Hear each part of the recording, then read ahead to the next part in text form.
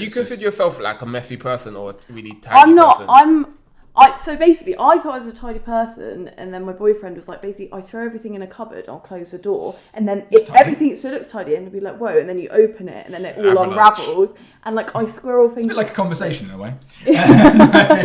But literally, it's like, so to you it's organised and it's fine. To other people, it might not seem like that, but you need to keep your head quiet in a way. So it's like you put things away. Yeah, because we know where everything is, even when it's messy, because it's the same. Right, it's everything's got a place, but it's just. It looks messy to other people. Like my ex-housemate, she has OCD. Well, she doesn't have it, but she has certain behaviours akin to OCD. And and she couldn't live with me. She hated it because of little things. OCD can be quite bad. Like when you disrupt their organisation, it does really mess with them. I remember a few instances.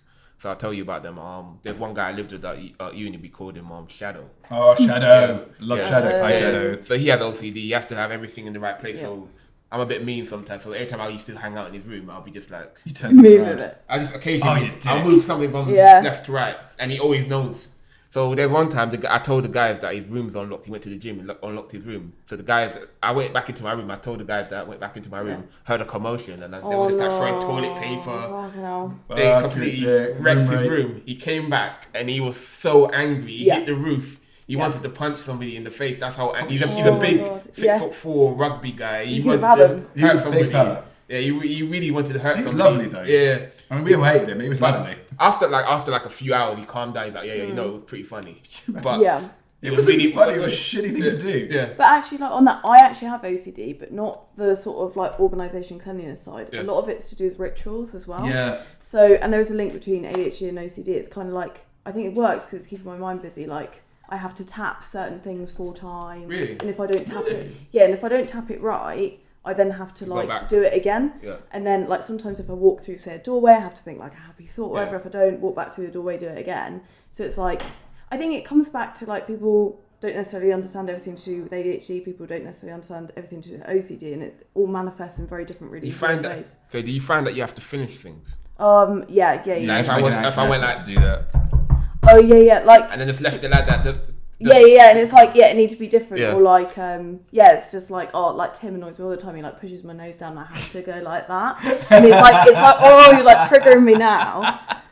But it's like, it's really interesting, isn't it? How like I think with ADHD, you're likely to have other sort of like we're more vulnerable to depression, anxiety. There's RSD, which is kind of like depression, but it's tough. And then you've got other things. What else? Down days, they're horrible. What else? Well, I think it's like the there's ones I usually like get. OCD. Yeah, I've been diagnosed with depression like 7 times, anxiety 5, I think. But that's because we didn't know I had ADHD. But it doesn't make it any less relevant. When I was being sacked from my local business local job, I was diagnosed with extreme anxiety, extreme depression, because I was also going through a breakup, and they knew that, and they still went ahead. Bastards.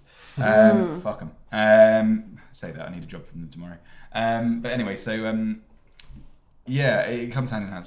Your OCD, it just makes us I think it's because we've got a bigger scope of what can happen. Therefore, there's a bigger scope of what could go wrong. So it's not a necessarily negative thing. It's just that like most people think in this sort of narrow lane. But as I've described before, there's extremes. I think. We're on the edges a lot more often, and I think that's what the drugs are about. They're about reducing those edges so you can think like everyone else and conform, which is horrible. I don't want to conform, so I didn't take them today. So before we get out of here, I just want to ask, like, for each of you, this is the most YouTube thing we're ever going to do. Yeah.